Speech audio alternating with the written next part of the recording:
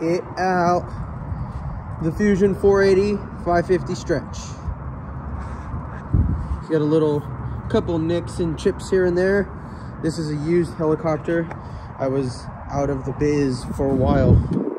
So we're back at the park to try some flights. It's pretty fucking windy out. So that, and since I haven't flown a lot in several months, I am super rusty. We brought the 270 out and I crashed it right away. So I'm already super nervous to crash. I've slowly been getting back into flying, and yeah, so far it's not been good. I got the 270, put the V-Bar Mini on it because the stock flight controller's ass. Everyone knows that. They tip over. Wow, it's super windy. Woo! Yeah, but even with the mini V-Bar, I'm not liking this heli. I've had two of these before, and I've always had problems with the servos jittering. The only way you could get it to stop is if you hold the blade stiff and manually stop the servo, and then it would like stop moving. So I don't know. I thought on the original too that it was the flight controller sending signal, and that's why it was jittering, but I think that these servos that come with this are just troublesome. I don't know. So the 270 is laying there dead, crashed. But we got the Fusion 480 550 stretch. I'm just waiting for it to cool. I just did a warm-up flight. This was a used helicopter that I bought. So I'm pretty sure he has all the kit electronics on here. The original owner. Let's see, the Spectrum 5060s. Or these are 6050s. On my Raw 580 6350. They're high voltage, badass servos. These look like the cheaper versions of those ones. Spectrum 4000 mAh Smart Pack 6S, obviously. Got two satellites. Like I said, I think this was the kit, and I'm pretty sure this whole flight controller and satellite situation all comes with the kit. Or at least they market these for this helicopter, so it's the go-to one people buy. When I bought it, all of these shafts were so stiff. He said that he stripped out a servo arm. Pretty heavy resistance on all this, the tail shaft too. I mean, so I greased them up.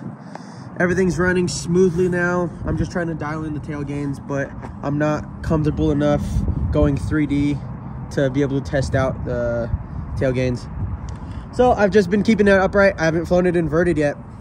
And if you see my videos from months ago, shit, I take all my helicopters inverted.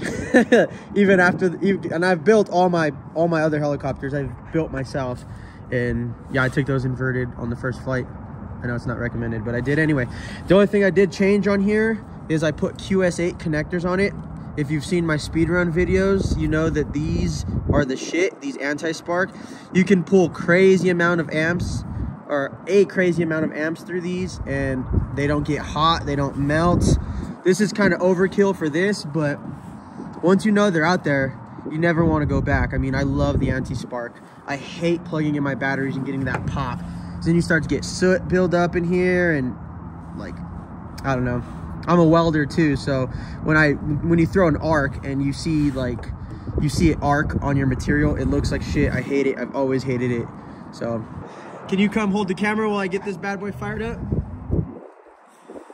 Okay, we're back at it. It's been like 8 months since I've made a YouTube video. Oh, also, can you guys come zoom in on this real quick? These don't support a third pin. So what I'm thinking about doing, because I want to keep the forward or the telemetry, just getting like a single little connector. Just that way I can maintain that. Transmitter's on. In hold mode, Fusion 550. Let's get to it. 5, 6. She's ready to go. I love this canopy. Unfortunately, the dude that I bought it from didn't put the cool X'd out sticker with the 550 on it, so it still says Fusion 480, but check my blades, check that tail length, 550 stretch. Man, I haven't edited a video in months either, so we'll see how my edit for this video comes out. I haven't opened Premiere Pro in like 6 months. I've been doing a lot of astrophotography, some DSOs, fun stuff, guys. I can't keep flooding my YouTube with different shit, so I know a lot of you guys subscribed to my channel from my speedruns, and then I stopped doing speedruns. So you guys just been getting flooded with helicopter stuff, but it's RC Fanatic. I don't give a fuck. All right, checking all of our movements. Tail's good. One thing I noticed is these servos are a lot cheaper than the 6350s that I have on the Kraken, and you can tell in the speed. Anyway, let's get to it. All upright flights, casual flying today. I'm not doing anything crazy. It's windy and I haven't flown in a while, so.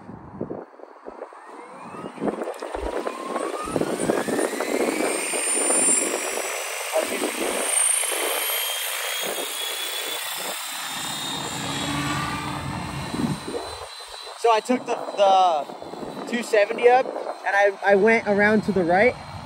So I took it up into a hover. I went this way and about right there, it just browned out and I lost all power.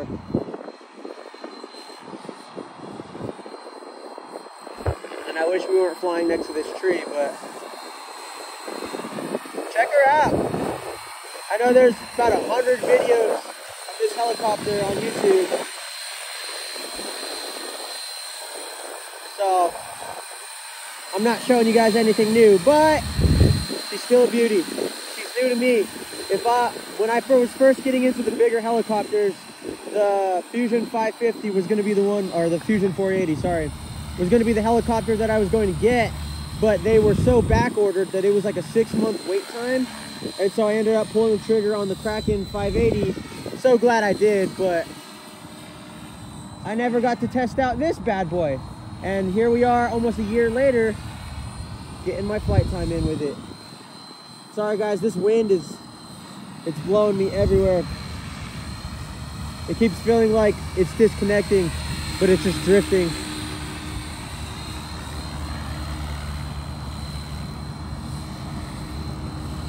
I still know all my orientations. I'm just not comfortable doing them. So I'm just practicing, getting warm again. I've only put about 6 flights on this helicopter. And after I just crashed a 270, I'm not super excited to do anything crazy right now. Stunt one, we'll do a backflip. Crispy, do a side flip. Oh, getting a little bit of tail wag. With this one, I've always used Icon 2 flybar unit, or flybarless unit. So dialing in the tail gain and all that stuff on this flight controller is new to me. So I don't know entirely what I'm doing, because on the Icon, you just adjust the gyro gain. I've never touched the PIDs, but in this flight controller, all that tuning is done through the PID. And so I don't want to adjust any of those numbers until I'm absolutely confident in what they do, because last thing I want to do is fuck it all up and then go to take it out for a flight and crash it.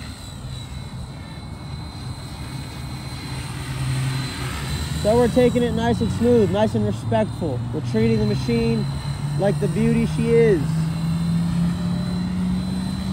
I also don't have any of the big battery packs that I used to, so we're flying on a battery that's just a little small for this, in my opinion.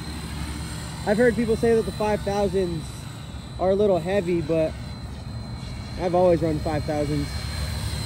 I love my 5-minute flight times. I hate this 3.5-minute bullshit. It'll do for today though. Oh, another thing too, I'm scared shitless to land these things. I don't know why, man. Like, something about landing this just terrifies me. I'm gonna bring it in for a nice up close hover, and then we're probably gonna get out of here. It's getting a lot windier. As you can see, it's getting blown around everywhere. I know how to hover, trust me. This is me compensating for all the fucking wind.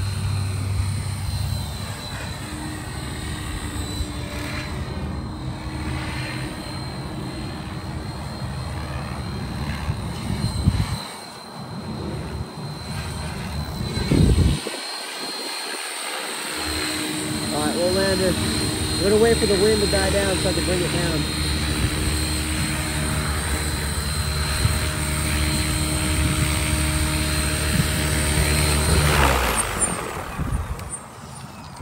NX8 as always. Love this thing. Though I was setting up the gains and I started hauling balls on this wheel and then it seized up on me. So now it's real stuck. Like it moves now, but it's still stuck. All right, YouTube. Hold on, we got to do, because my Fusion 580 video was a hit, and I suspect it's because I picked the helicopter up like this. Peace out.